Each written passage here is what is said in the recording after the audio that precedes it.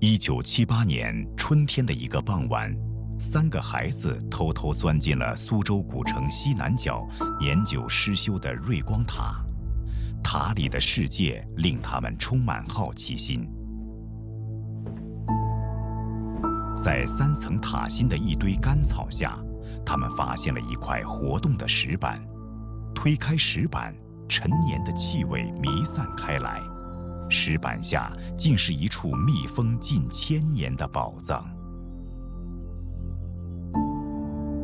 孩子们无意间发现的这批稀世文物，如今珍藏在苏州博物馆里，它们已成为最耀眼的镇馆之宝。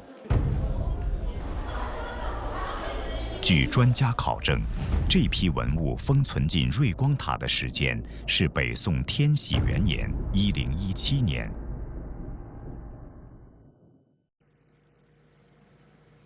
蒙博物馆支持，我们得以拍摄了其中最具代表性的珍珠舍利宝床的原件。宝床用来存放高僧大德的舍利，它由须弥座、床垫和刹3部分组成。制作材料则集合了佛教所说的世间7宝，仅珍珠就用了近4万克。17尊形态各异的神像与大海、宝山、祥云、狮子、盘龙等组成了一幅庄严而生动的佛国景象。它呈现出北宋早期手工艺术的多姿多彩，整合了10多种各具特色的工艺，各真极致又融为一体。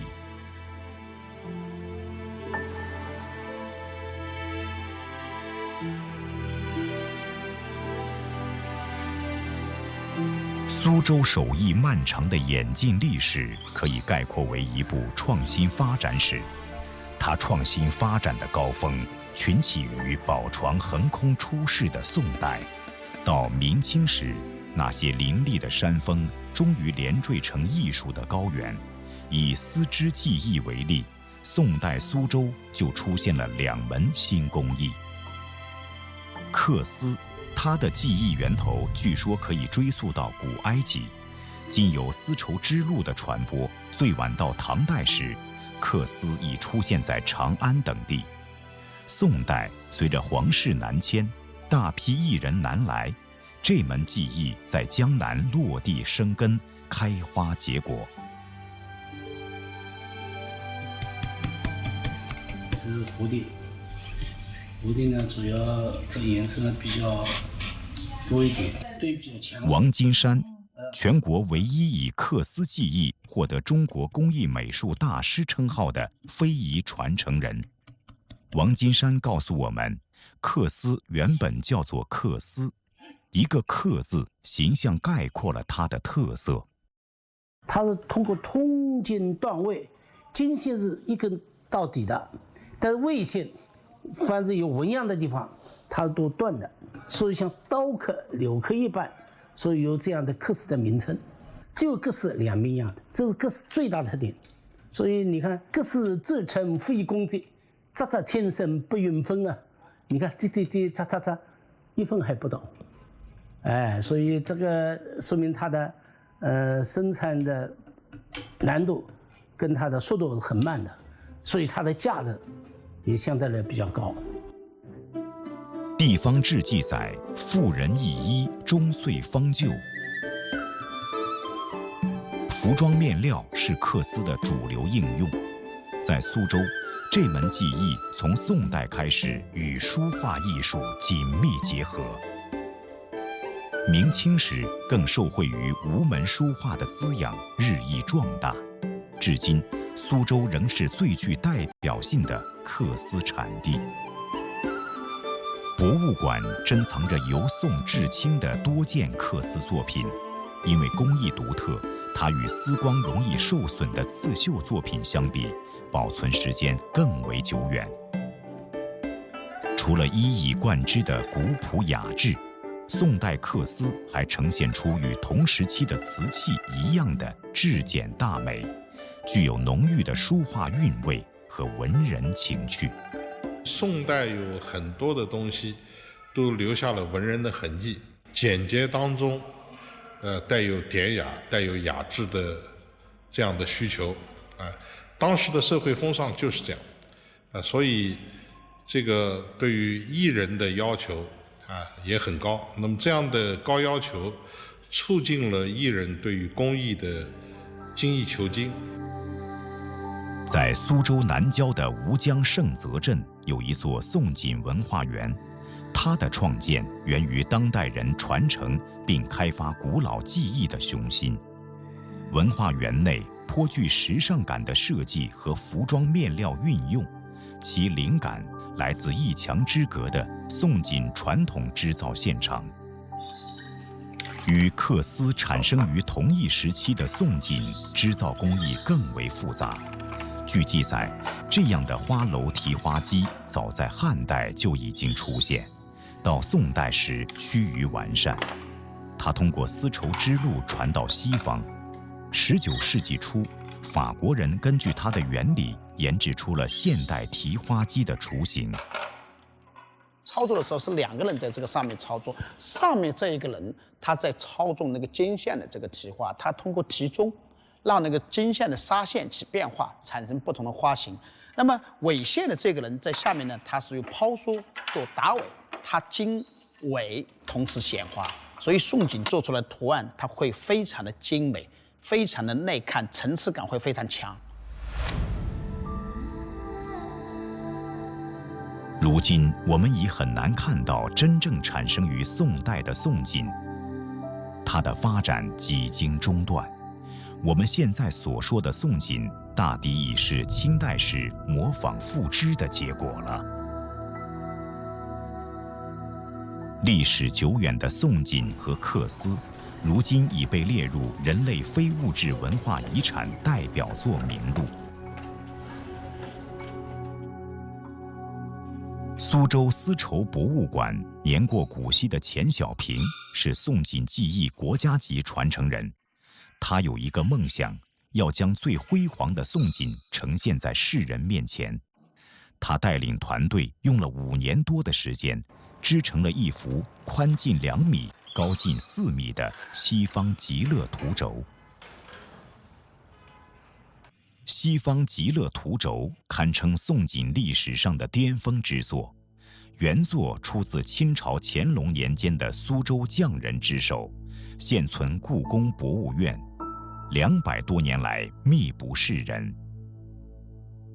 作为那些非凡艺匠的传人，钱小平和同伴用毅力和慧心重现了这一巨作，其传承古老技艺的虔诚之心令人动容。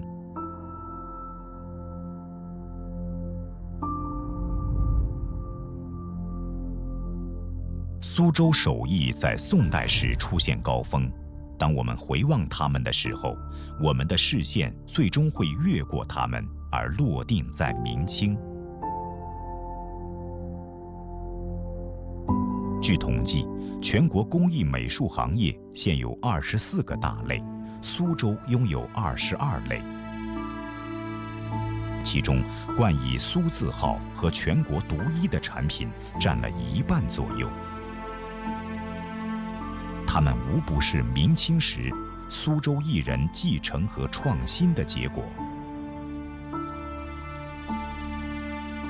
我们无法将这些手艺一一展示，只能撷取其中最具代表性的品种，甚至只是选取其历史发展过程中最辉煌的片段。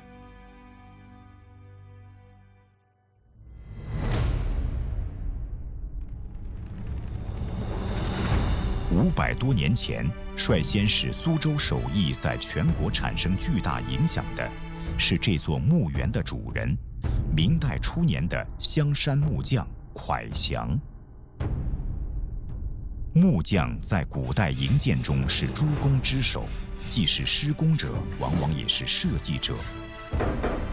永乐15年（1417年），明成祖营建北京宫殿，蒯祥应召入京。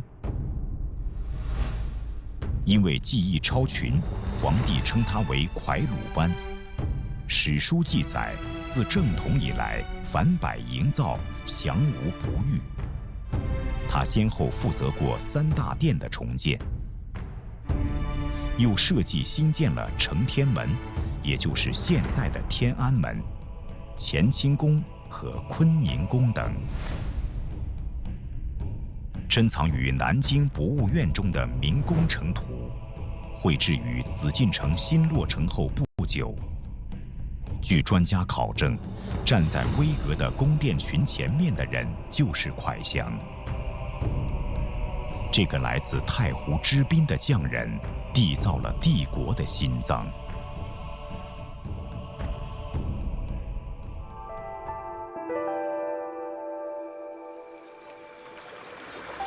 当北京故宫崛起的时候，苏州的私家园林开始涌现。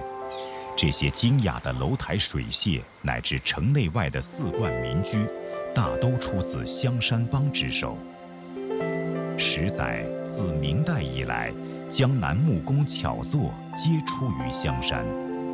蒯祥以他的作为和巨大持久的影响力，在家乡带动起了兴盛至今的建工团体香山帮。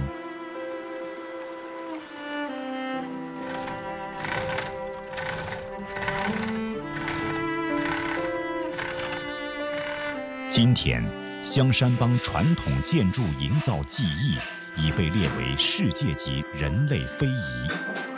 或许我们可以说，正是通过香山帮的营造，苏州才保有了独特的风貌和古雅的核心。所有工匠，他实际上原来都是按照传统的师傅带徒弟，一代一代出来的那种工匠。明代随同香山帮一起进京的，还有苏州城北陆墓的金砖。金梅泉是陆墓御窑的第5代传人。他告诉我们，近600年来，紫禁城3大殿内外铺地都只用御窑生产的金砖。金砖的金贵，首先来自这里优质的土质。铁柱，一类的小的呢，这是铁柱，含铁，所以呢，我们的土比较硬，内磨，强度强。揉好的泥放在模型里面，一块块的踩。传统的炼泥方法是金砖传承至今的重要环节，年迈的老金做起来仍然得心应手。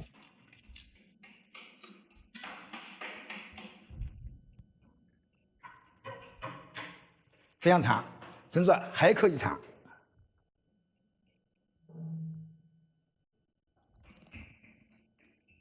可以这样长，说明里边的粘性很好的。像我们现在这道工序呢，就是完全是按照古代给皇宫做金砖的这个工序来制作的。女儿金锦在传承的技艺中又发现了新的可能。对于古代绝技中神秘的细节，她希望用自己的摸索获得一些答案。可以把里面的小的气孔，一些小的气孔啊，又可以把它去除。你看这里本来你这样斜着这样揉下去，它有一些小的气孔嘛，我这样一揉，你看就可以把它彻底的去除。你看它的那个断面，就是非常的细腻，一定要揉到这样的地步。不管哪一道工序，父女俩都要亲力亲为，这也是金家世传的规矩。陆木金砖或许最能体现中国古代手艺的精神。人们用自然的材料，通过双手的劳作和智慧的点化，丰富了生活所用。玉窑金砖烧制工艺被详细地记载在《天工开物》里。一块上好的金砖，从采泥到出窑要历时1年。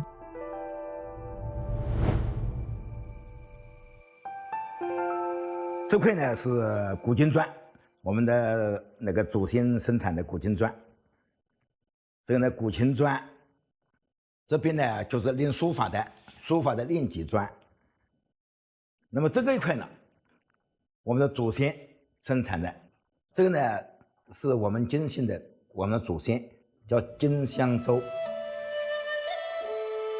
明清2代，苏州有些像北京皇家的造办工厂。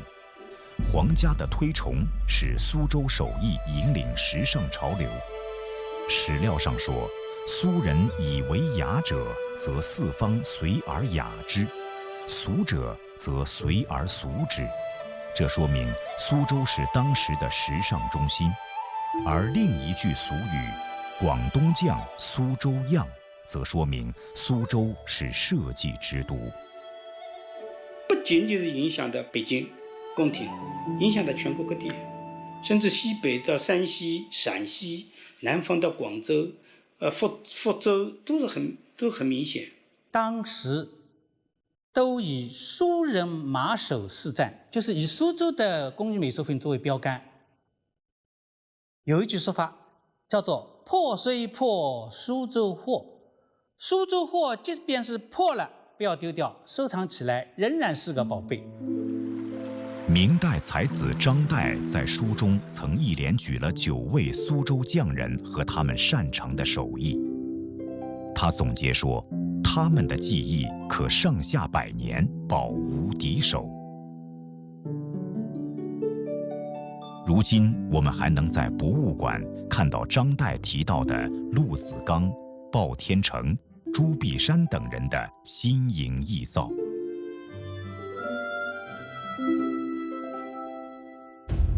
他们的作品呈现出共同的特点：精益求精、富于创新，充满文人情绪。这其实也正是苏州这座城市的禀赋和性格了。由于手工业生产出来的东西是精致优雅的，也就导致了苏州人的生活是精致优雅的。创造了艺术的产品，然后又享受有这种艺术化的产品所营造的一种艺术化的生活。艺术化的这个生活里面呢，我想其实就包含了苏州那种闲适的这个心态和这个优雅的追求优雅的那种风尚的这样一种品味。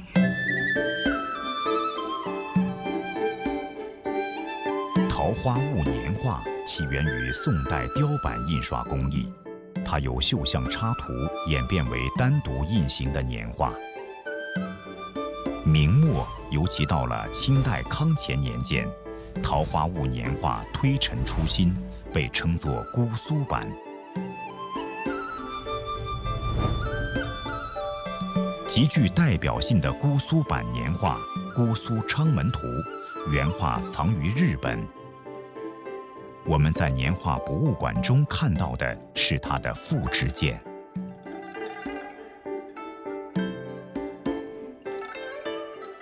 他在明代的时候，万历年间有意大利的传教士叫利玛窦，他用4年时间离开意大利来到中国，他带到意大利的传统的绘画形式，有透视、有胶底、有投影的一种艺术形式，把西方的绘画跟我们中国的绘画慢慢的融洽在一起。从那时开始一直发展到我们清代，我们雍正年代，也就是我们雕版年画的最高潮时候，就是在苏州。姑苏版代表了桃花坞年画曾拥有的最高水平，与我们现在常见的桃花坞年画作品有着极大区别。乾隆年间，姑苏板大量出口日本，它启发并推动了日本浮世绘的产生。明清之际，西风东渐，受西洋画风影响的还有苏绣。沈寿原名沈云芝，光绪30年，慈禧太后70寿辰，沈云芝绣寿瓶进献。慈禧看后惊为绝世神品，除了授予沈云芝4等商勋外，还亲笔书写了“福寿”2字，分赠沈氏夫妇。于是沈云芝改名沈寿。这一年是1904年，声誉鹊起的沈寿开始思考传统技艺的突破。南京博物院珍藏着沈寿的代表作之一《世界救主耶稣像》。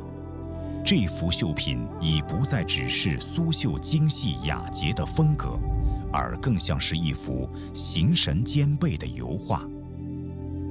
受西洋绘画和日本刺绣的启发，沈寿创造出了仿真绣。仿真绣也叫美术绣，就是用针线绣出的素描或者油画。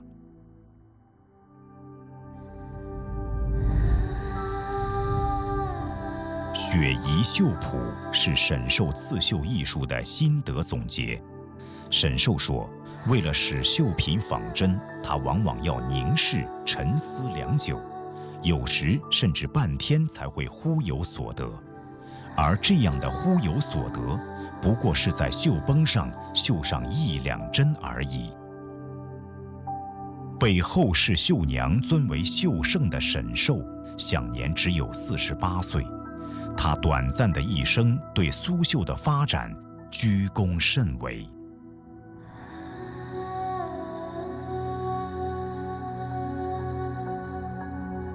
苏州的这个地方呢，其实这个文化里面有一种非常的开放的这样的一种特点，所以我想这种开放性的这样的一种创新，应该是苏州这个手工艺它能够保持一种持久的生命力的一个核心，也是它的这个生命力的源泉，也是它与时俱进不断发展的一个重要的一个原因。从宋代到明清，苏州的手工艺一路走来，创造了辉煌的履历。苏州自有先民开始活动，这座城市的手工艺史其实就已拉开了帷幕。